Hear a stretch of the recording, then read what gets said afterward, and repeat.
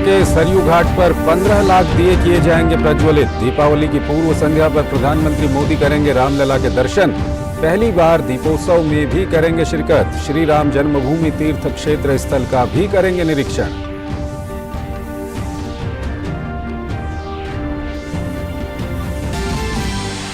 देश भर में मनाया जा रहा है छोटी दीपावली का त्योहार। दीपावली के उत्सव में डूबा देश।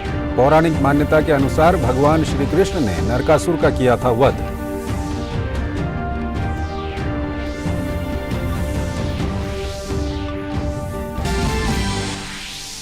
केंद्रीय गृह मंत्रालय ने विदेशी फंडिंग से जुड़े मामले में कड़ा कदम उठाते हुए राजीव गांधी फाउंडेशन का FCRA लाइसेंस किया रद्द। कांग्रेस के शीर्ष परिवार से जुड़ा है फाउंडेशन।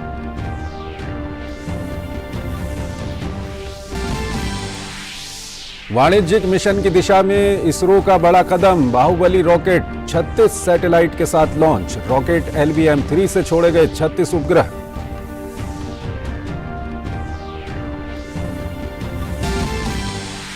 उत्तर प्रदेश के इटावा जिले में भीषण सड़क हादसा। आगरा लखनऊ एक्सप्रेसवे पर डबल डेकर बस कंटेनर से टकराई। हादसे में 4 यात्रियों की मौत, 42 घायल।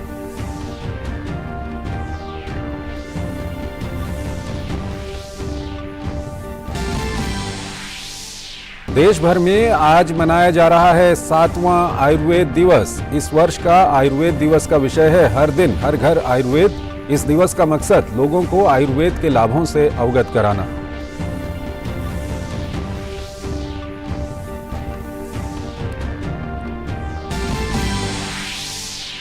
लगातार तीसरी बार चीन के राष्ट्रपति चुने गए शी जिनपिंग। कम्युनिस्ट पार्टी के 20वें राष्ट्रीय सम्मेलन में जिनपिंग को तीसरा कार्यकाल दिए जाने के प्रस्ताव पर लगी मुहर।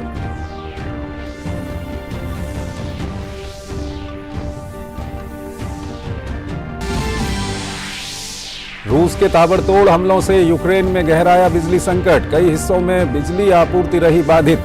राष्ट्रपति जेलेंस्की ने देशवासियों से कम बिजली खपत का किया आह्वान।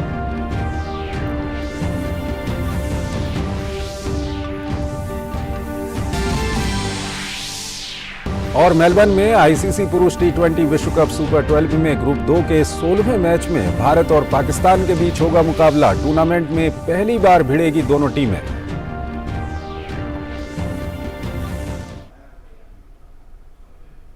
और आइए अब खबरों को विस्तार से देखते हैं। देश में दीपावली के पर्व को लेकर चारों तरफ उत्साह है। प्रधानमंत्री नरेंद्र मोदी आज भगवान श्री राम की प्राचीन और अलौकिक नगरी अयोध्या में दिव्य दीपोत्सव समारोह में हिस्सा लेंगे। प्रधानमंत्री शाम करीब 5 बजे भगवान श्री रामलला विराजमान के दर्शन और पूजा करेंगे और इसके बाद श्री राम जन्मभूमि तीर्थ क्षेत्र स्थल का निरीक्षण करेंगे। प्रधानमंत्री शाम करीब 5:45 पर प्रतीकात्मक भगवान श्री राम का राज्याभिषेक करेंगे। बाद में शाम लगभग 6:30 बजे प्रधानमंत्री सरयू नदी के न्यू घाट पर आरती देखेंगे।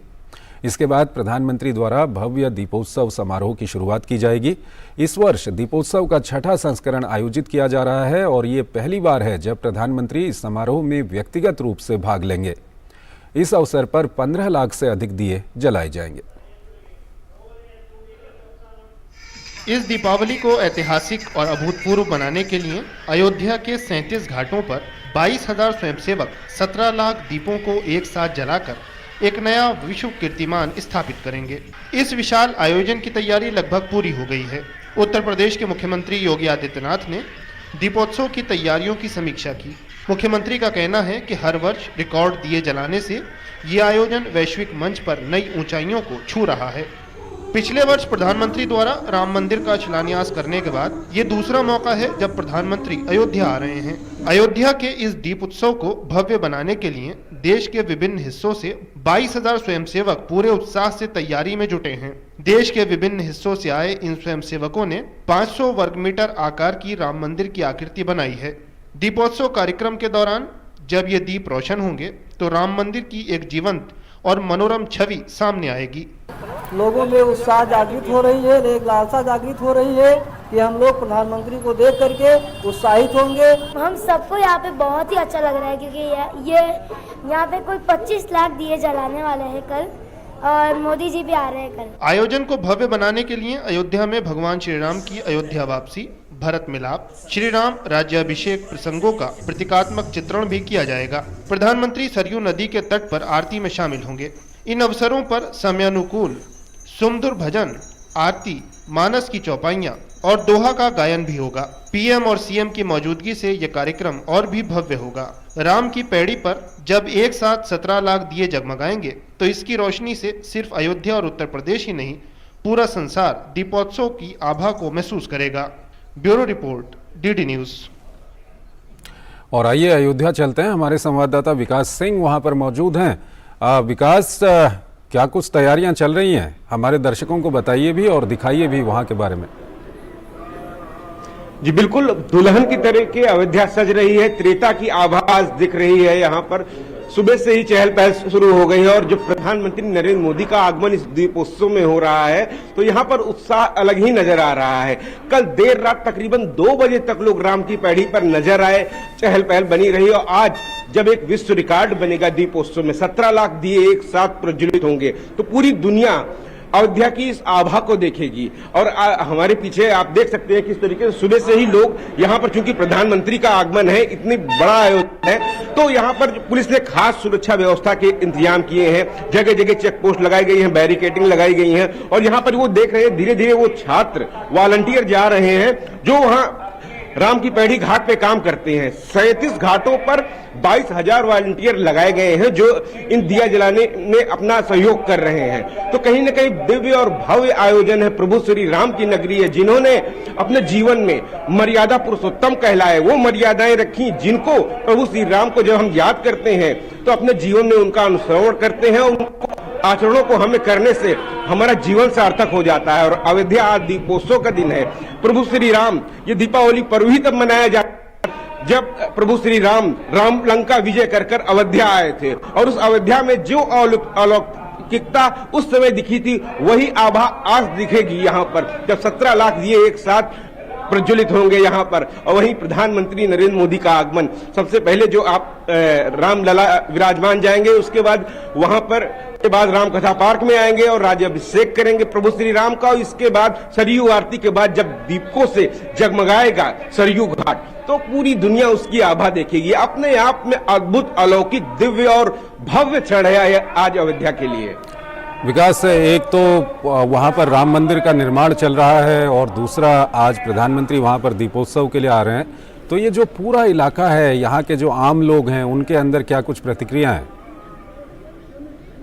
जी बिल्कुल, आम लोगों के अंदर अति उत्साह है। आम लोगों का एक सपना साकार हुआ जो सदियों का सपना था मंदिर को लेकर, वो जब पूरा होता है, पूरा होते उसे देख रहे हैं। ना जाने कितने पीढ़ियों के ये सपने थे जो आज पूरे हो रहे हैं। तो कहीं ना कहीं इसको लेकर, और जब प्रधानमंत्री नरेंद्र मोदी का आगमन दूसरी बार यहाँ पे हो रहा है, पहली बार जब राम मंदिर की आधारशिला रखने प्रधानमंत्री यहाँ आए थे और आज इस दीपोत्सव के खास महत्वपूर्ण कार्यक्रम में यहाँ आ रहे हैं, तो यहाँ के लोगों का उत्साह देखते ही बनता है। हम उन वॉलंटियर से मिले, छात्र छात्राओं से, जो इस बात को पिछले 4 दिनों से लगातार वो काम कर रहे हैं दिया बिछाने का, लेकिन उनको इस बात की खुशी है उनके इस दीपोत्सव, उनकी मेहनत को देखने, उस समय शिरकत करने के लिए प्रधानमंत्री नरेंद्र मोदी होंगे तो उनके चेहरे पर थकावट नहीं, मुस्कुराहट नजर आ रही थी। और यही हाल हर गली, हर नुक्कड़, हर चौराहे का है अयोध्या में कि लोगों को एक उत्साह के साथ अपनी भागीदारी कर रहे हैं। यहाँ पर आकर उस जो आभा अलौकिक दृश्य होगा उसमें अपने आप को शामिल होकर गौरवान्वित महसूस कर रहा है हर आदमी यहाँ का। जिस तरीके से हम अयोध्या को देख रहे हैं, जिस तरीके साल दर साल, समय दर समय अब अयोध्या बदलने लगी है। एक समय था कि अयोध्या को लेकर लोग राजनीतिक रूप से अछूत मानते थे, वहीं आज इस तरीके के आयोजनों से अयोध्या की भव्यता नजर आती है। पूरी दुनिया में अयोध्या की जो सुंदरता है, यहाँ पे पर्यटन है, यहाँ पर काफी ज्यादा बढ़ गया है। यहाँ पर एक समय था कि यहाँ पर सिर्फ श्रद्धालु आते थे, लेकिन यहाँ पर पर्यटकों का आना चालू हो गया है। यहाँ पर विकास, इसी सवाल पर मैं आना चाहूँगा। इस तरह के जो कार्यक्रम हैं और साथ ही साथ क्योंकि वहाँ पर भगवान राम का मंदिर भी वहाँ पर बन रहा है, इस सब को देखते हुए अगर हम धार्मिक पर्यटन की बात करें तो धार्मिक पर्यटन के लिहाज से क्या कुछ बदलाव आप देख रहे हैं और किस तरह से माहौल बदल रहा है वहाँ पर? यहाँ की हर गली, हर चौराहा, हर नुक्कड़ अपनी बदली तस्वीर पेश करता है।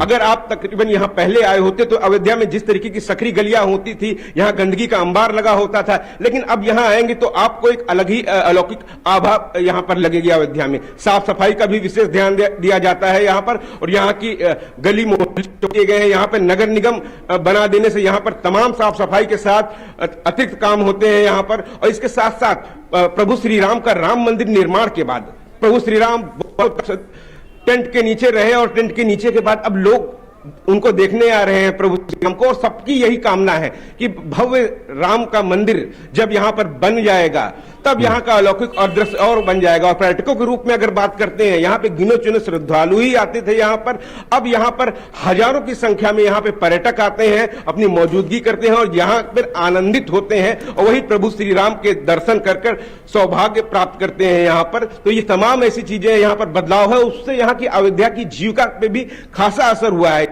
उद्योग, यहाँ के स्थानीय उत्पाद, उनको यहाँ पर काफी बड़ा फायदा मिलता नजर आ रहा है। यहाँ का होटल व्यवसाय हो, खान पान से हो, या अन्य पूजा सामग्री से जुड़ी तमाम चीजें हो, तो यहाँ के आम लोगों को भी उससे लाभ मिल रहा है। अयोध्या जिस तरीके से निखर रही है, पूरे समूची अयोध्या और आसपास के लोगों के लिए गौरव का क्षण है।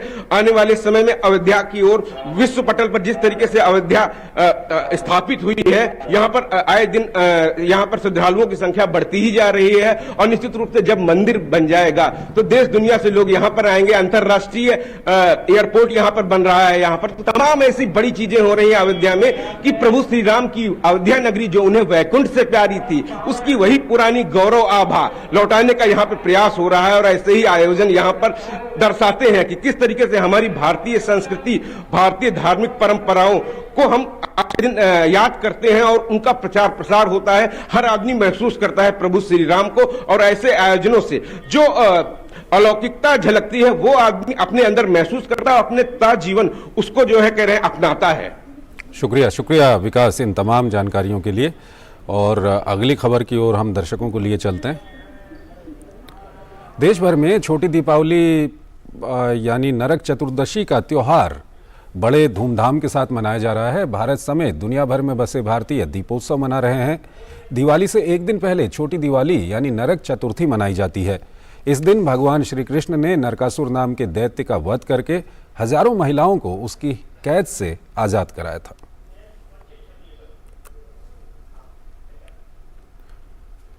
भारतीय सेना ने जम्मू कश्मीर के पुंछ में एलओसी की आखिरी चौकी पर दीपावली का पर्व मनाया। जवानों ने 10,000 फीट की ऊंचाई पर दिए जलाकर एक दूसरे को मिठाई बांटी।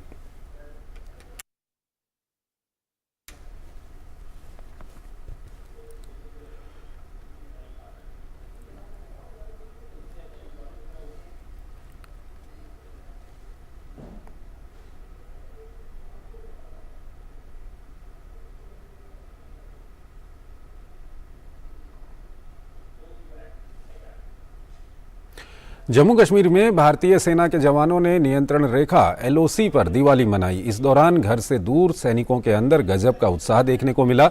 इस अवसर पर जवानों ने पूजा पाठ कर दिए जलाए, जवानों ने भजन गाए और मिठाई बांटी। सब मिलकर के कर रहे हैं। तरह से जो हमें ये टास्क दिया गया है, हम अपने कर्तव्य दी रहे। दुर्गे माता की जय, दुर्गे माता की जय।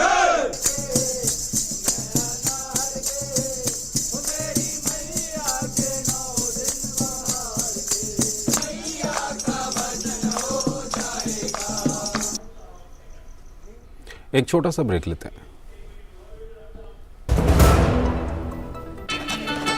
फूल वाला, केटरिंग वाला, बैंड वाला, ये लो भाई। बैंड बजेगी पापा, अगर गड़बड़ हुई तो गए पैसे। अरे नहीं, बैंक संभाल लेगा। कैसे? मैंने पॉजिटिव पे सिस्टम पे रजिस्टर किया है। बैंक को चेक्स और बेनिफिशियरीज की जानकारी दे दी है। बैंक चेक करेगा, जांच करेगा, डिटेल्स मैच नहीं तो क्लियरेंस नहीं। अच्छा, लाइए मुझे दीजिए। फोटो वाला, लाइट वाला, मंडप वाला। आरबीआई कहता है जानकार बनिए, सतर्क रहिए। बिल्कुल सही कह रहे हैं। स्वागत है आपका ब्रेक के बाद। केंद्रीय गृह मंत्रालय ने विदेशी फंडिंग से जुड़े मामले में कड़ा कदम उठाते हुए राजीव गांधी फाउंडेशन का एफसीआरए लाइसेंस रद्द कर दिया है। कांग्रेस के शीर्ष परिवार से राजीव गांधी फाउंडेशन जुड़ा है। फाउंडेशन द्वारा विदेशी फंडिंग के उल्लंघन के मामलों की जांच के लिए साल 2020 में अंतर मंत्रालयी समिति बनाई गई थी। गृह मंत्रालय ने अंतर मंत्रालयी समिति द्वारा की गई जांच के आधार पर FCRA लाइसेंस रद्द करने का निर्णय लिया। पूर्व कांग्रेस अध्यक्ष सोनिया गांधी राजीव गांधी फाउंडेशन की चेयरपर्सन हैं, जबकि पूर्व PM मनमोहन सिंह के अलावा राहुल गांधी, प्रियंका गांधी वाड्रा और P चिदम्बरम इस फाउंडेशन के ट्रस्टी हैं। भाजपा ने फाउंडेशन पर आरोप लगाया था कि उसे चीन से साल 2005 से 2009 के बीच ऐसे विषयों पर अध्ययन के लिए पैसा दिया गया था जो राष्ट्रीय हित में नहीं थे।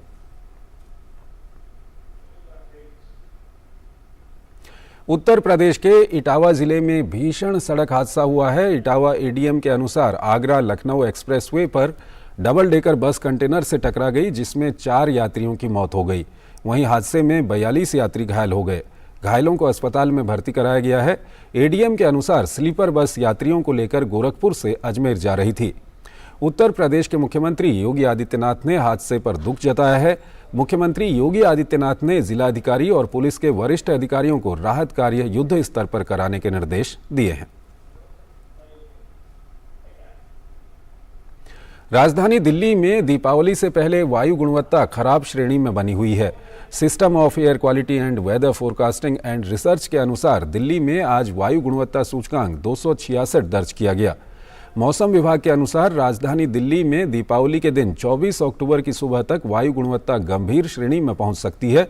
वहीं इससे पहले केंद्रीय प्रदूषण नियंत्रण बोर्ड की ओर से जारी आंकड़ों के मुताबिक दिल्ली में 24 घंटों का औसत वायु गुणवत्ता सूचकांक शनिवार को 265 अंक दर्ज किया गया।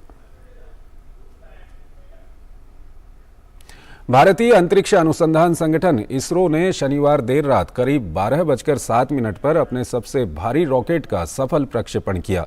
इस रॉकेट के जरिए 36 ब्रॉडबैंड संचार उपग्रहों का पहला व्यावसायिक लॉन्च किया गया है। इन्हें आंध्र प्रदेश के श्रीहरिकोटा में सतीश धवन अंतरिक्ष केंद्र से लॉन्च किया गया।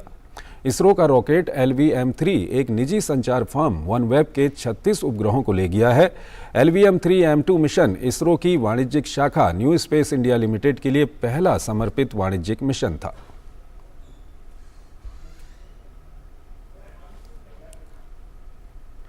चीन में कम्युनिस्ट पार्टी की केंद्रीय समिति की बैठक में शी जिनपिंग को महासचिव पद के लिए चुना गया है। इसके साथ ही शी जिनपिंग लगातार तीसरी बार चीन के राष्ट्रपति पद का कार्यभार संभालेंगे।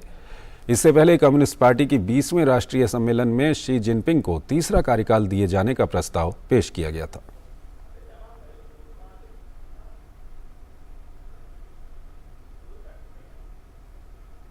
यूक्रेन में रूस के हमलों से बिजली ग्रिड और अन्य बुनियादी ढांचे को बड़े पैमाने पर नुकसान हुआ है।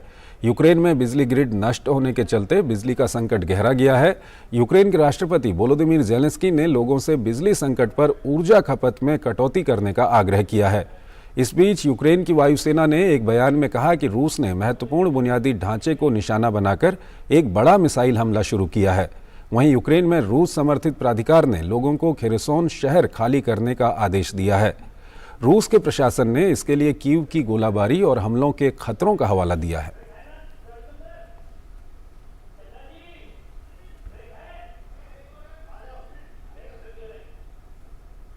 और यहां पर एक छोटा सा ब्रेक लेते हैं।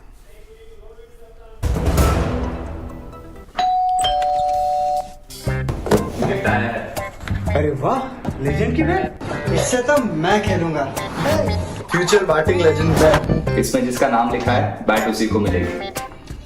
अरे यार, देखा, अगर इस पे मेरा नाम नहीं लिखा होता तो कितनी दिक्कत हो जाती। इसलिए RBI कहता है बैंक अकाउंट हो या बैंक लॉकर, उसमें नॉमिनी का नाम जरूर दर्ज करें ताकि आपकी जमा पूंजी उसी को मिले जिसे आपने नामित किया है। RBI कहता है जानकार बनिए, सतर्क रहिए। स्वागत है आपका ब्रेक के बाद। ICC T20 विश्व कप 2022 में पहले दौर के मुकाबले खत्म होने के बाद सुपर 12 के मैच शुरू हो चुके हैं। क्रिकेट प्रेमियों को जिस हाई वोल्टेज मुकाबले का इंतजार था, वो इंतजार अब लगभग खत्म हो गया है। आज खेले जाने वाले सुपर 12 चरण में अपने पहले मुकाबले में भारत और पाकिस्तान आमने सामने होंगे। इस टूर्नामेंट में दोनों ही टीमों का ये पहला मुकाबला होगा। ICC T20 विश्व कप 2022 में पहले दौर के मुकाबले खत्म होने के बाद सुपर 12 के मैच शुरू हो चुके हैं। क्रिकेट प्रेमियों को जिस हाई वोल्टेज मुकाबले का इंतजार था वो भी लगभग खत्म हो गया है। रविवार को खेले जाने वाले सुपर 12 चरण में अपने पहले मुकाबले में भारत और पाकिस्तान आमने सामने होंगे। इस टूर्नामेंट में दोनों ही टीमों का ये पहला मुकाबला होगा। ऐसे में ये मुकाबला दोनों ही टीमों के लिए काफी अहम माना जा रहा है। बात अगर भारतीय टीम की तैयारियों की करें तो भारतीय टीम की बल्लेबाजी सबसे मजबूत पहलू है। रोहित और राहुल की सलामी जोड़ी कमाल कर रही है। मध्य क्रम में विराट और सूर्य कुमार शानदार लय में हैं। बात अगर हार्दिक पांड्या और दिनेश कार्तिक की करें तो ये दोनों बल्लेबाज शानदार फॉर्म में चल रहे हैं। वहीं अक्षर पटेल, भुवनेश्वर कुमार, हर्षल पटेल और रविचंद्रन अश्विन भी टीम के लिए फायदेमंद हो सकते हैं। भारतीय टीम की ये सभी बल्लेबाज तेजी से रन बनाने में माहिर हैं। ऐसे में भारत के लिए बड़ा स्कोर बनाना बेहद आसान रहेगा। वहीं भारतीय टीम की गेंदबाजी की बात करें तो भारत के लिए सबसे बड़ा झटका तेज गेंदबाज जसप्रीत बुमराह और ऑलराउंडर रविंद्र जडेजा का बाहर होना है। हालांकि बाकी गेंदबाजों से भी टीम को उम्मीदें रहेंगी। अर्शदीप सिंह और हर्षल पटेल ने कई मौकों पर अच्छा प्रदर्शन किया है। मोहम्मद शमी और भुवनेश्वर से भी उम्मीदें बनी हुई हैं। वहीं मैच से पहले भारतीय टीम के कप्तान रोहित शर्मा का कहना है कि पाकिस्तान की बॉलिंग अच्छी है और भारतीय टीम की बैटिंग दमदार है। ऐसे में यह मुकाबला बेहद रोमांचक होने वाला है।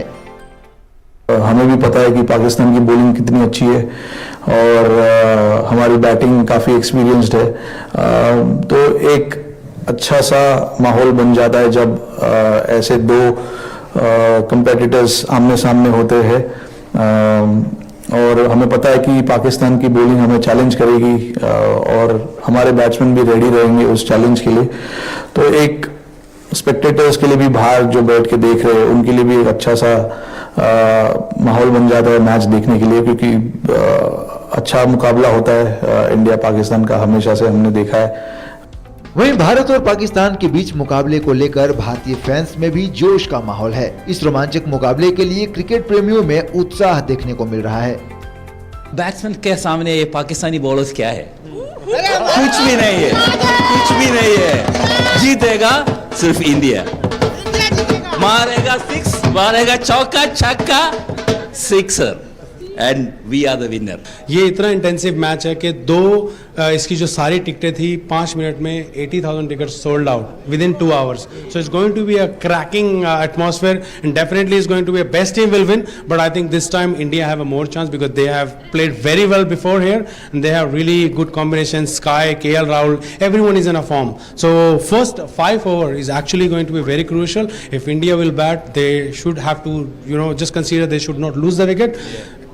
And the game will be India's game. Bharat और पाकिस्तान के बीच मुकाबला हमेशा से ही क्रिकेट प्रेमियों के लिए रोमांचक रहा है। इस मैच को लेकर भी दर्शक उत्साहित नजर आ रहे हैं। वहीं दोनों ही टीमों के लिए ये मैच बेहद अहम है। दोनों ही टीमों की कोशिश इस मुकाबले को जीतकर इस टूर्नामेंट में शानदार शुरुआत करने की होगी। करीब 1 लाख लोग MCG में इस मुकाबले का गवाह बनेंगे। दोनों ही टीमें तैयार हैं और दोनों ही टीमें जीत के साथ इस टूर्नामेंट की शुरुआत करना चाहेंगी, बशर्ते बारिश आड़े नहीं आए। मेलबर्न से कैमरामैन राकेश कुमार के साथ अभिषेक महाजन, DD न्यूज। T20 विश्व कप के सुपर 12 में भारत और पाकिस्तान के बीच आज होने वाले मुकाबले को लेकर क्रिकेट प्रेमियों में जबरदस्त उत्साह देखने को मिल रहा है। इस मुकाबले को देखने के लिए मेलबर्न पहुंचे भारतीय टीम के प्रशंसक सुधीर से बात की हमारे संवाददाता अभिषेक महाजन ने। मेलबर्न में भी आप देख सकते हैं कि बहुत ज्यादा उत्साह है भारत और पाकिस्तान के मुकाबले को लेकर। आप देख सकते हैं कि टीम इंडिया यहां पर प्रैक्टिस करती हुई नजर आई और हमारे साथ सबसे बड़े फैन सचिन तेंदुलकर के ये फैन काफी समय से ये आप देखिए कि किसी भी मैदान में जहां टीम इंडिया खेलती है वहां पर सुधीर जरूर दिखाई देंगे। सुधीर से ही बात करते हैं। सुधीर, सबसे पहले तो स्वागत है आपका DD न्यूज में। भारत और पाकिस्तान का बड़ा मुकाबला है, आपने काफी मुकाबले ये विटनेस किए हैं। इस मुकाबले को किस तरह आप देखते हैं? सब एक्सपेक्ट कर रहे हैं कि हाई ऑक्टेन मैच होगा। नहीं, मुझे भी पूरा विश्वास है। जिस प्रकार हम जब भी मेलबर्न की धरती पे आए, टीम इंडिया जीती है। 2015 साउथ अफ्रीका के अगेंस्ट जीते, क्वार्टर फाइनल बांग्लादेश से जीते, फिर लास्ट 2019 में मैं एक वनडे के लिए आए, वो भी जीते। तो मेलबर्न की धरती टीम इंडिया के लिए अच्छा है और हम चाहेंगे कि दिवाली का तोहफा टीम इंडिया पाकिस्तान के अगेंस्ट जीत दिलाएगी। बिल्कुल, दिवाली का तोहफा हम कह सकते हैं। 23 तारीख को ये मुकाबला होगा, 24 तारीख को दिवाली है। लेकिन आपको कौन लगता है कौन एक्स फैक्टर हो सकते हैं टीम इंडिया से?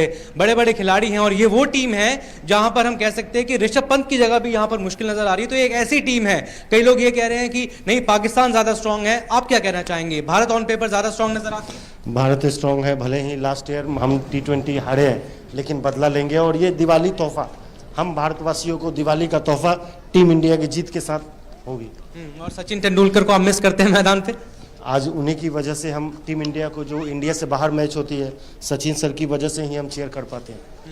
चलिए एक बार कैसे चेयर करेंगे आप मैदान पर, वो करके दिखा दीजिए। ये शंख नहीं, ये है जंगे ऐलान, टीम इंडिया सबसे महान।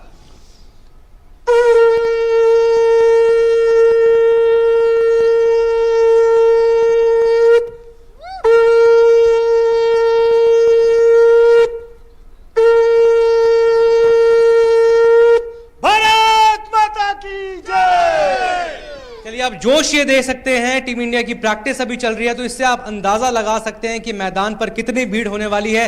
95,000 से लेकर 1 लाख तक सीटिंग कैपेसिटी है मेलबर्न की। और ये देखने वाली बात होगी कि भारत और पाकिस्तान के बीच जो मुकाबला होता है उसमें कौन बाजी मारता है। लेकिन हम फैंस से, जो भी भारतीय फैंस से बात कर रहे हैं, वो यही कह रहे हैं कि on paper team India strong team नजर आती है। कैमरामैन राकेश कुमार के साथ मेलबर्न से अभिषेक महाजन, DD न्यूज। T20 विश्व कप में भारतीय टीम के कप्तान रोहित शर्मा ने प्रेस कॉन्फ्रेंस कर कहा कि भारतीय टीम पाकिस्तान के खिलाफ मैच को लेकर पूरी तरह से तैयार है।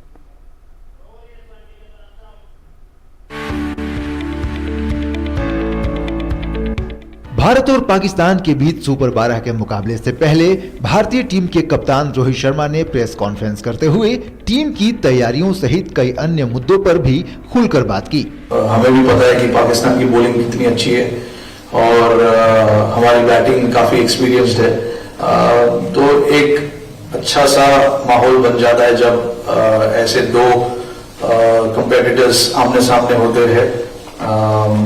और हमें पता है कि पाकिस्तान की बॉलिंग हमें चैलेंज करेगी और हमारे बैट्समैन भी रेडी रहेंगे उस चैलेंज के लिए। मैच जीतने के लिए आपको बैटिंग तो करना ही है, बट साथ साथ में बॉल भी डालना है, उनके बैट्समैन को भी आउट करना है। तो आई थिंक हमारे लिए ये जरूरी होगा कि हम दोनों चीजें कैसे अच्छे तरीके से करें। और फील्डिंग को यहाँ पे भूलना नहीं चाहिए हमें, क्योंकि फील्डिंग बहुत इंपॉर्टेंट रोल प्ले करने वाला है। तो आई थिंक हमें इन तीनों चीजों के बारे में ध्यान रखना बहुत जरूरी होगा।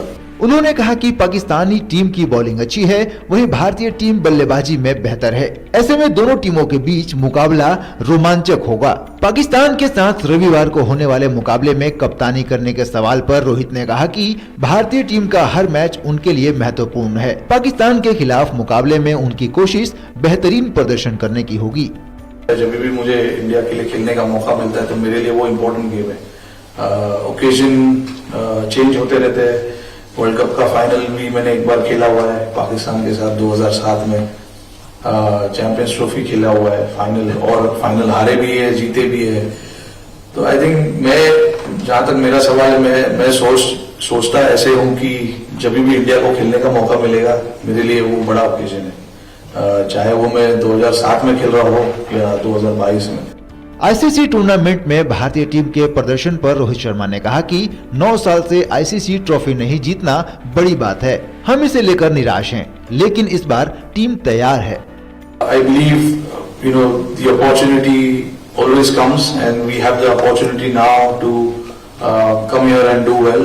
So I think we will have to focus on certain things to get that right.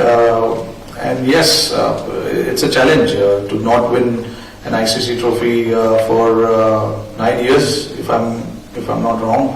The last one we won was in 2013. So yeah, it's been a challenge, and with the team like us, with the team like India. Rohit Sharma ने भारतीय team के खिलाड़ियों के प्रदर्शन पर कहा कि पिछले 1 साल में खिलाड़ियों में कॉन्फिडेंस लाने का काम किया गया है। हमने फोकस की कि लड़कों को कैसे एक सिक्योरिटी दिया जाए कि वो जाकर अपना गेम खेले without worrying about results, without getting dropped from the team.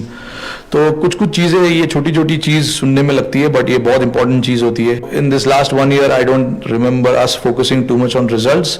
We wanted to focus on छोटी छोटी चीज़ें जैसे हम फियरलेसली कैसे खेल सकते हैं, लड़कों को एक सिक्योरिटी कैसे दिया जा सकता है, तो हमने कांस्टेंट इस चीज़ों के बारे में बात किया था।